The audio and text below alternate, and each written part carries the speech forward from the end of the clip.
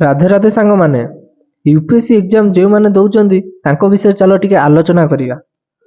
UPSC exam ଯେଉଁମାନେ ଦେବାକୁ ଯାଉଛ ସେମାନେ କେବେ ଭାବିଛ କି ୟୁପିଏସସି ଏକ୍ଜାମ କ୍ଲିୟର ନହେଲେ କ'ଣ କରିବେ?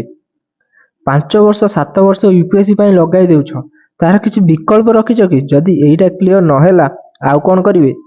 ଯଦି କେବେ ଭାବିନ ତାହେଲେ ଏବେ ଭାବ।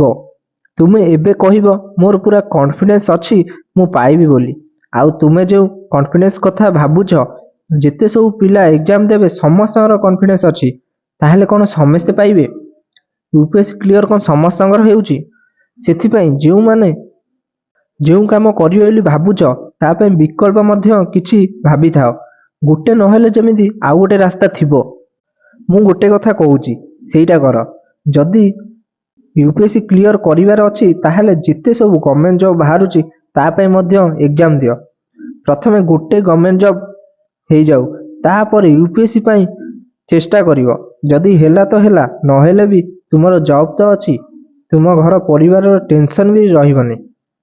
ଆଉ ୟୁପିଏସସି କୋଚିଂ ଯେଉଁମାନେ ନେଉଛନ୍ତି ଆଉ ଯେଉଁ ଜାଗାରୁ ନେଉଛନ୍ତି, ସିଏ ଯେଉଁ ସବୁ କଥା କହିକି ଆପଣଙ୍କୁ ସେଠି ଆଡ଼ମିସନ୍ କରାଉଛନ୍ତି, ସିଏ କ'ଣ ସବୁ କଥା ଠିକ୍ କହୁଛନ୍ତି?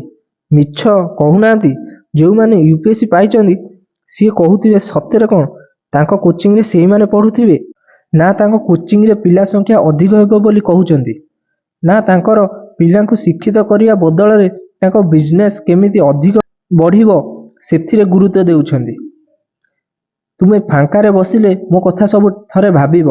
ମୁଁ ଯାହା କହୁଛି ସେଇଟା ମନମଳା ଗପ ନା ସତ, ଏଇଟା ବି ଟିକେ ଭାବିବ। ଆଉ ଯଦି ଏ ଭିଡ଼ିଓ ଭଲ ଲାଗିଥିବ ତାହେଲେ ଲାଇକ୍, କମେଣ୍ଟ, ସେୟାର ଆଉ ସବସ୍କ୍ରାଇବ୍ କରିବାକୁ ଭୁଲିବେନି।